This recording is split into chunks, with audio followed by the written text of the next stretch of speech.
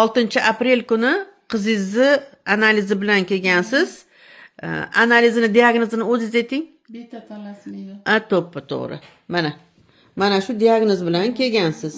Mana. Qon kasalligida endi bu baribir. Xo'p, qon kasalligi bilan kelganidingiz, o'shanda soyalari mana 40 edi. Oldin ham sizniki o'zi asli 40-45 bo'lib yurgan ekan, o'zi analizlari. To'g'rimi? Lekin sizga ko'pincha vahma bo'lib ketmasin deb mana shunaqa 40 kam bergan ekan. Undan ham baland edi o'zi deb aytishgan ekan. To'g'rimi? Shunaqa bo'lganmi? To'g'ri.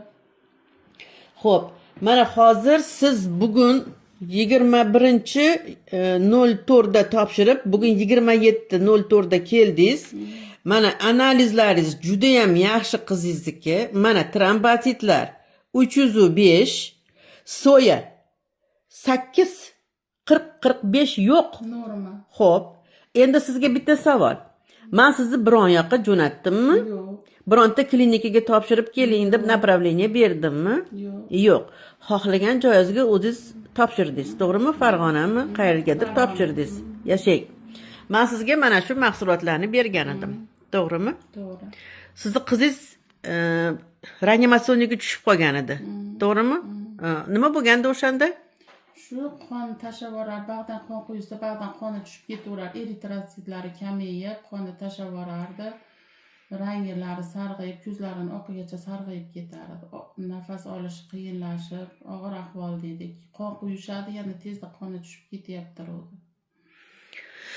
Mana shu mahsulotlarni ichirganingizda foydasini bildingizmi? Xudo xohlasa, mana 1 oy bo'lyapti. Qon olganimizga, qon quydirganimiz yo'q. Bu analiz bularni dorini olib ketganiga 20 kun bo'ldi. Shundan beri shu dorilarni ichkizdiryapman. Boshqa dorilar ichkizganim yo'q. Hozir ahvoli yaxshi, ishtahasi yo'q edi, ishtahasi yaxshi bo'lib qoldi. O'ynab nima qilyapti, kayfiyati ham yaxshi.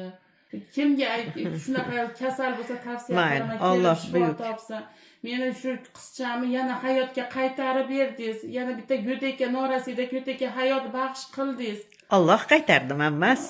Allohimga rahmat ayting. Dorilaringiz tufayli endi shu dorilarni bermaganingizda men qayerdan olardim? Endi Alloh buyurdi-da shu narsani.